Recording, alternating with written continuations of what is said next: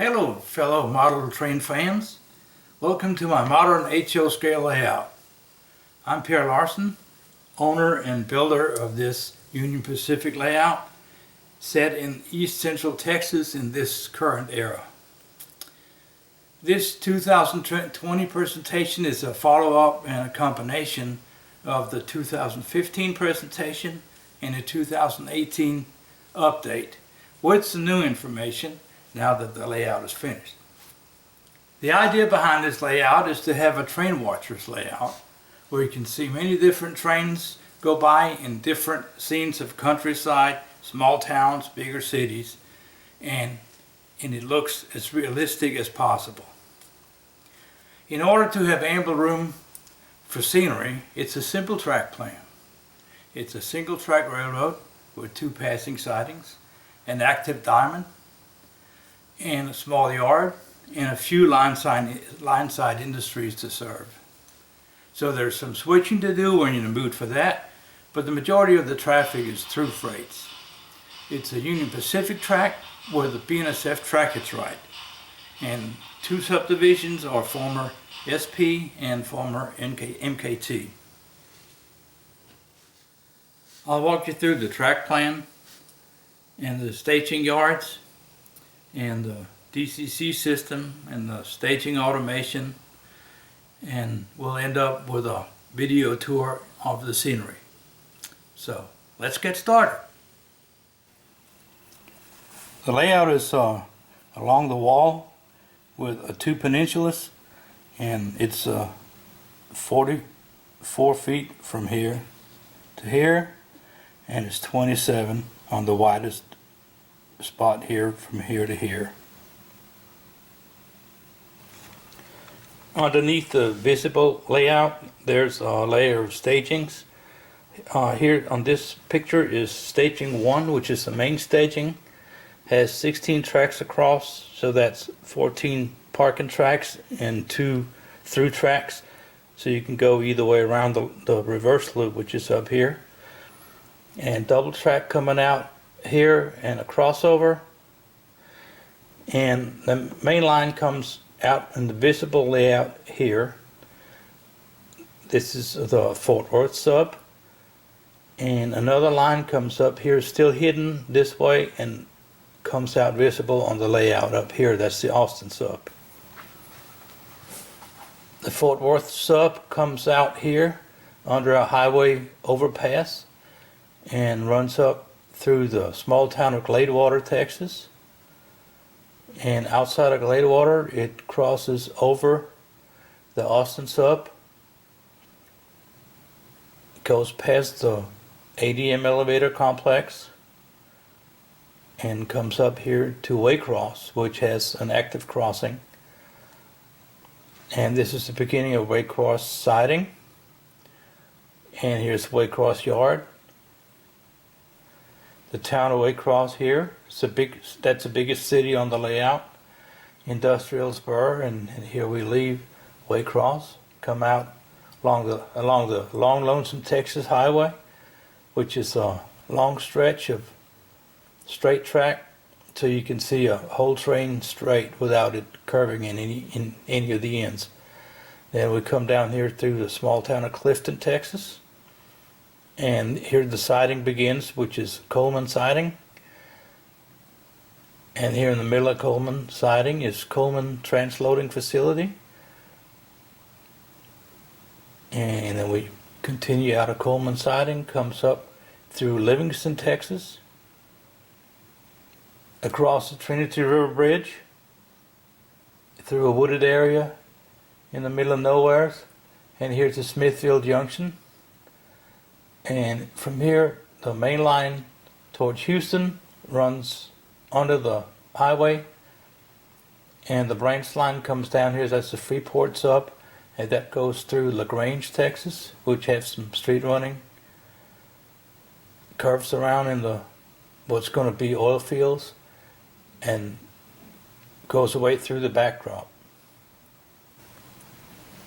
The other line on the layout is the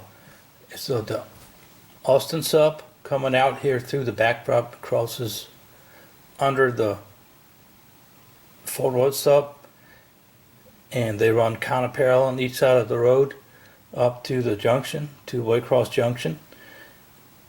And the Austin sub becomes Longview sub, and it disappears behind the buildings and dropping down to staging 2, which we'll see in a minute. Passing through the backdrop, the Houston sub continues behind the backdrop, looping down to drop some elevation down through staging 2, which is just a 3-track staging, half a level above staging 1. And it comes up here and connects to the Austin sub and goes over the connector, over the crossover. The branch line of the Freeport sub, when it comes out through the backdrop, it also loops, takes a long loop here to drop elevation, because it goes all the way down to the low level, and here's goes into staging 3, which is another 3-track staging, and staging 3 ends here right before the reverse loop on staging 1. To give you a better idea, here's staging 2, the 3 tracks above, and under there is staging 1. It has 14 parking tracks across, 9 on the closest side and 4 on the other side of the 2 mains.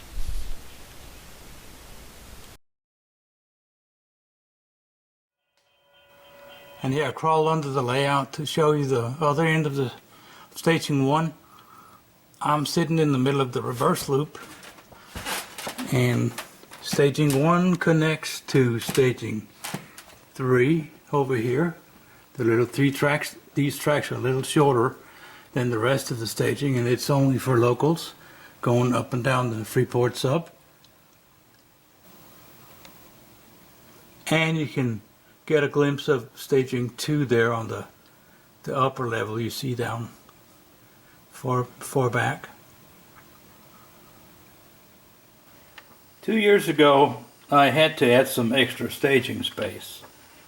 There was room under the center peninsula for 10 tracks, 9 holding tracks, and a lead to the reverse loop, which is right out of the picture. It goes like here. The lead goes up to staging 1 and ties in here to track 14, which was just short enough to make room for the turnout. Here's the head end of staging 4 with the 9 tracks across.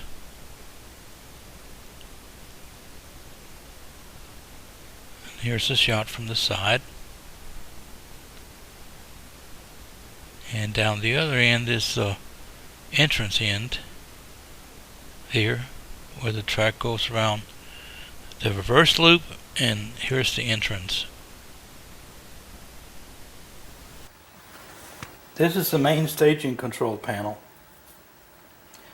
The staging yard is automated with infrared detectors placed at the end of each track, so incoming trains, when they come up and hit the detector, it'll shut off the power.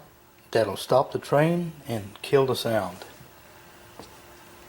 When a train needs to leave the staging yard, you select the track it's in and hit out, and all the switches and on the route are set, and the power is back to the track.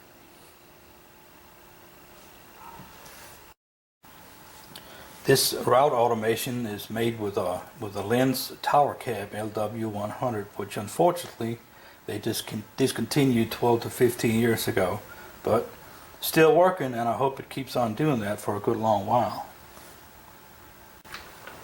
The length of the staging tracks vary from 27 feet up to 33 foot and 5 inches in the staging 1. In staging 2, they're only about 26 feet each. In staging 3, they're at 20 and 22 feet. So that's only for the locals. Here's the low-tech magnetic board that helps keep track of where each train is parked.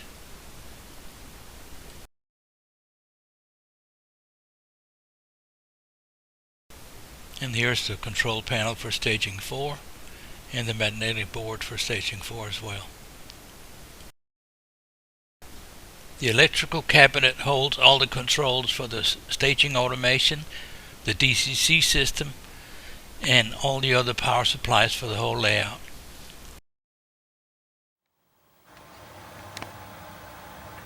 The DCC system is a lens LC100, and there's an amplifier, a booster, LV100. That only runs all the switches, the turnout motors. And for the layout power itself, it's a CVP Zonemaster, 2 boosters of 7 amps each.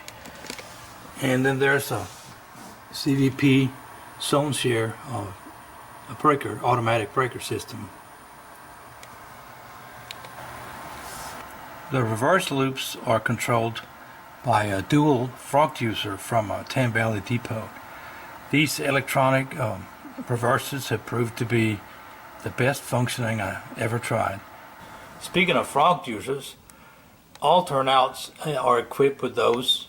That totally eliminates a train losing power in a turnout. I use Lens LH100 throttles for the switching areas, and CVP wireless throttles for when you need to follow your train around. Here's the monitor for the 8 cameras that overlooks the staging yards and the hidden ramps.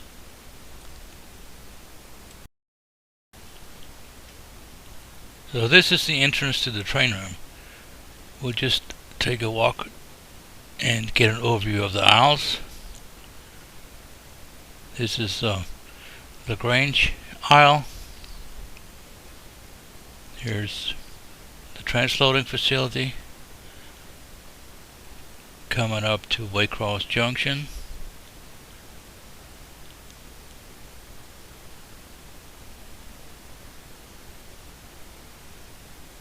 Here's Clifton to the right. And this is the Waycross aisle, and the main aisle with all of the controls, the CTC panel, the video monitors and everything.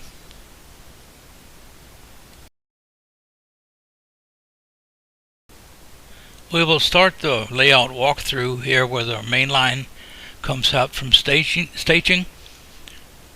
This is the Fort Worth sub that comes out under a highway overpass through a limestone cut.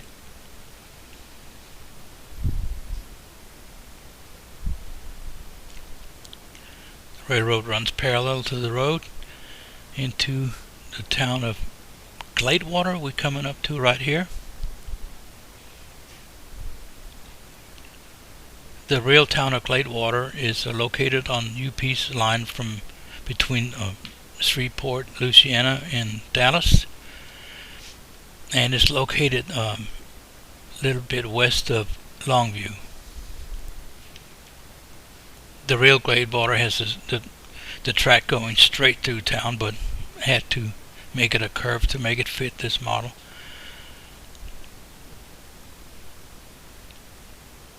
I thought it was a cool little place because they had that old oil derrick sitting there in the town square. And this row of houses we see the backside of here, that's pretty much prototypical. As for the red brick streets, the backdrop picture on this street is actually this street in Gladewater.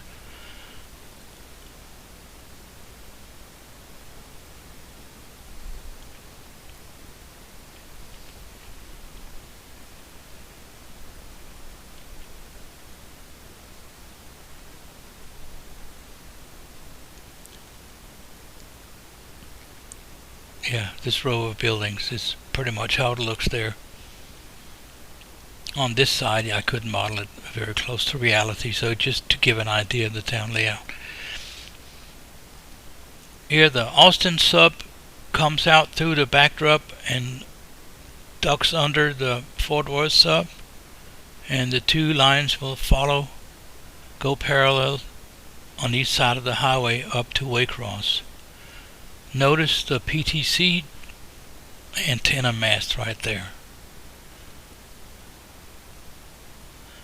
connected to the intermediate signal. And we're coming up to the ADM elevator complex.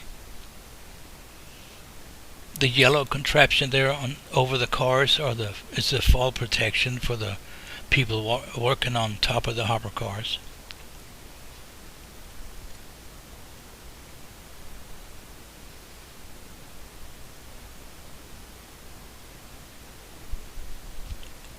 Here's the control panel for the ADM spur.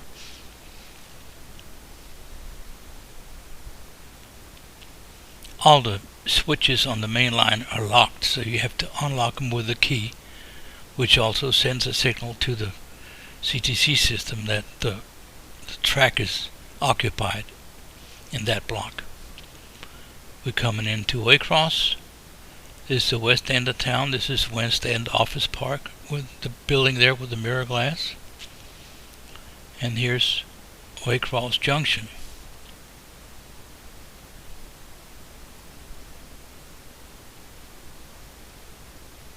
The control panel for Waycross Junction. And here are the repeater signals. That's so you can see the signal aspect on the two signals facing away from the fascia. Here's the brewery, one of the few rail-served industries here, coming along US Highway 79 going into town with the Lowe's and some fast food and the gas station and a motel.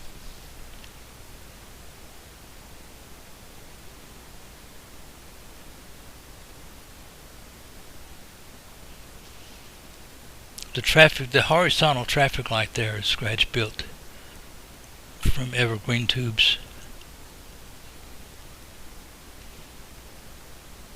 And this is the entrance to Waycross Yard and the beginning of the yard.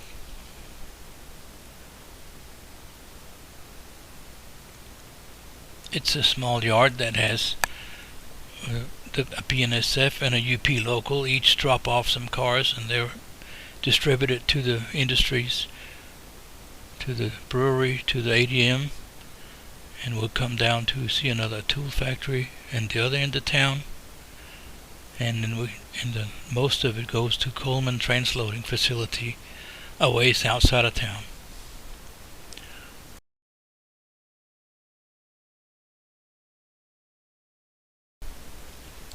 Here you see the proto throttle for running the switch engines. And here's the yard control panel.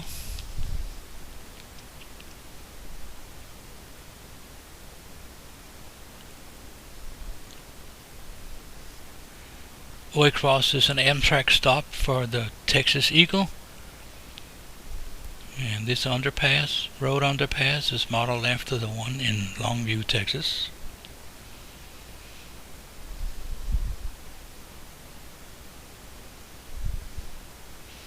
The old part of town here has a little park next to the track.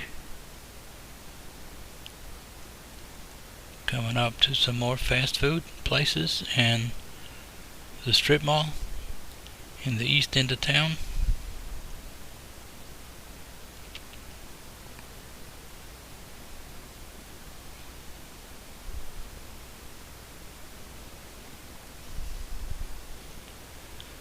Leaving the town of Waycross,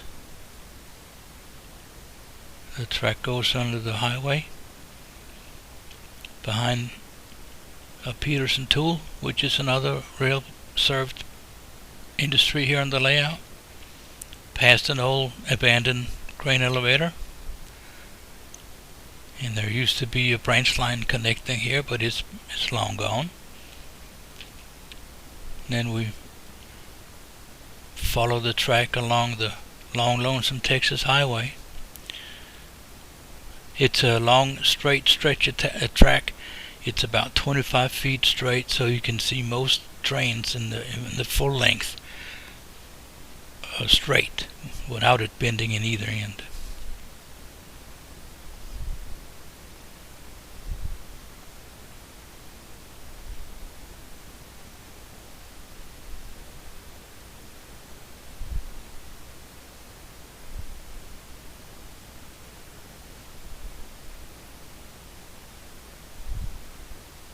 That little Texaco station was modeled after one that's sitting outside of Moody, Texas, on a BNSF line.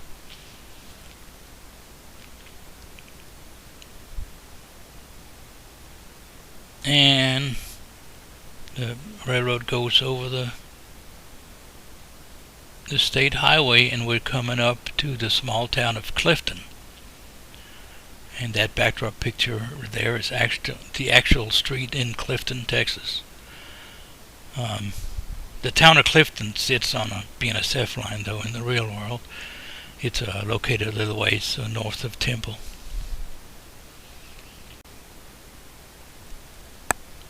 We're coming up to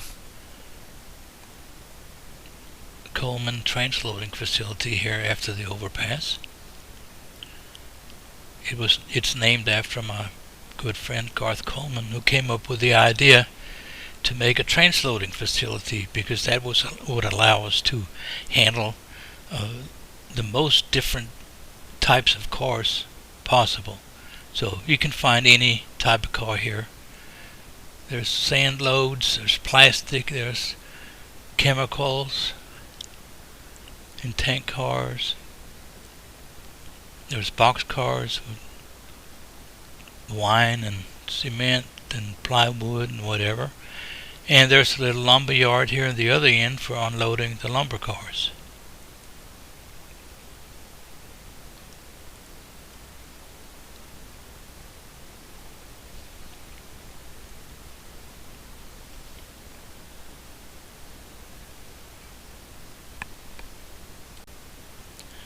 Leaving Coleman Transloading and Clifton Siding, here we go up towards the town of Livingston. Here's a little residential neighborhood. Should have had some fountains there at the entrance, but I couldn't make it look right, so they turned off the water this day. Coming into Livingston.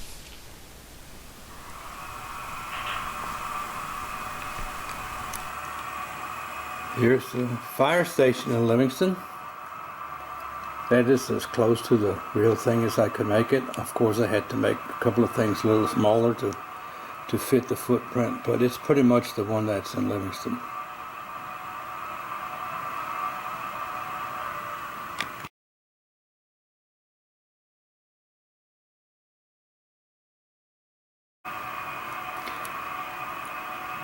In front of the fire station sits the Polk County Courthouse. I had to scratch build that. It's now available as a kit from my website if anybody should be interested.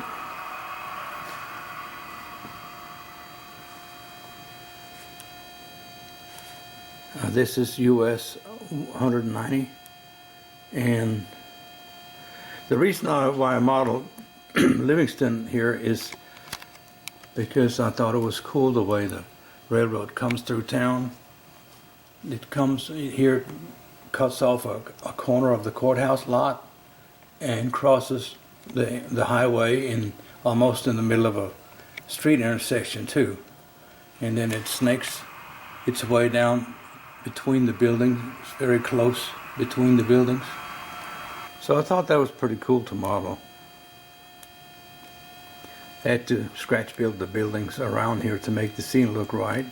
That green building in the corner is scratch built, as well as the city offices right here in the red building with a green roof, and that little building there right in the small piece of land between the street and the track was a Hewitt Jackson tax office, but now it's empty.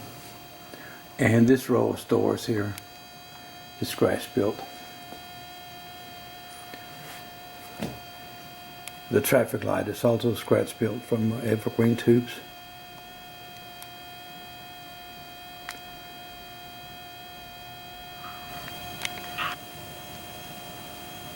And here are some photos of the prototype scenes.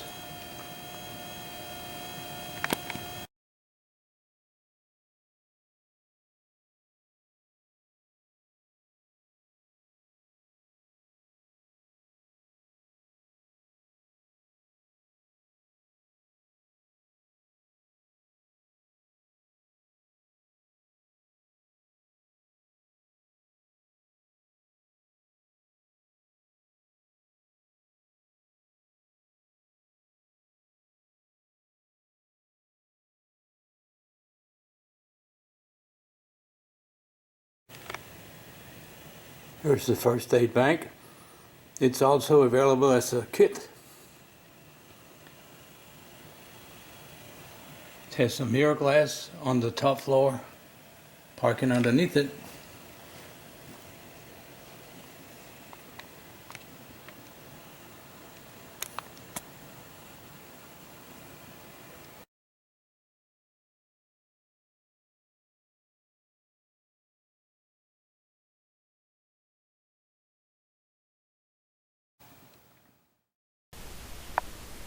Leaving Livingston, we come up to the Trinity River crossing.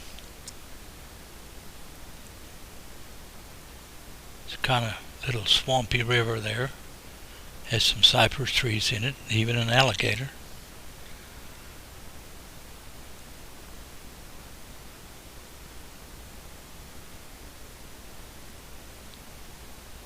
And the railroad makes a curve through the wooded area, coming through a little part of oil country. We're coming up to Smithville Junction.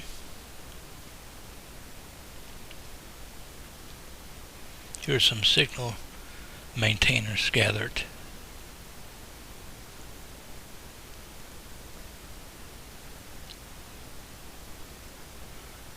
The main line continues to Houston.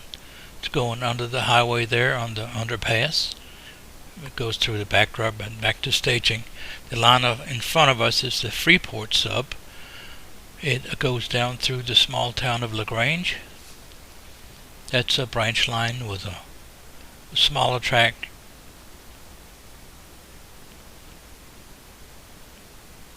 And I chose Lagrange because the real Lagrange has 9 blocks of street running, and I thought it was interesting to model.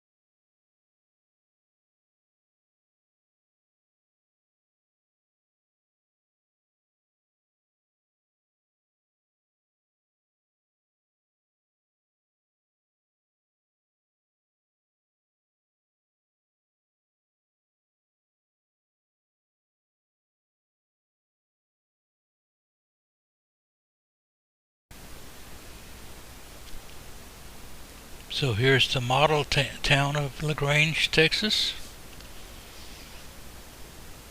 It's only 4 blocks of street running. But I tried to keep the feeling of the town.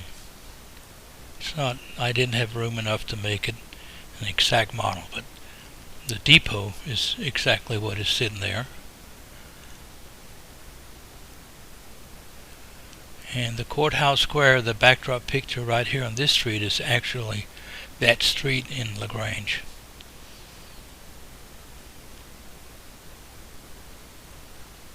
Courthouse is a Helgen model though.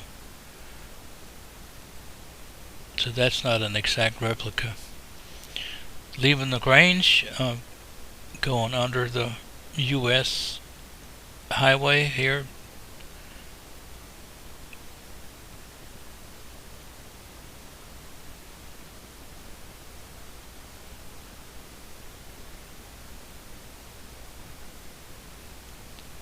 And I'm way back there on the backdrop, you see the power plant that all the coal trains are going to.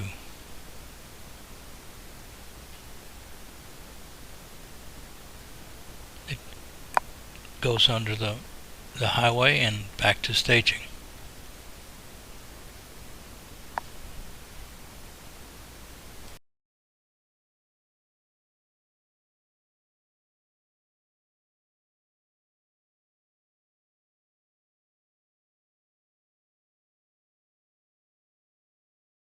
You train around.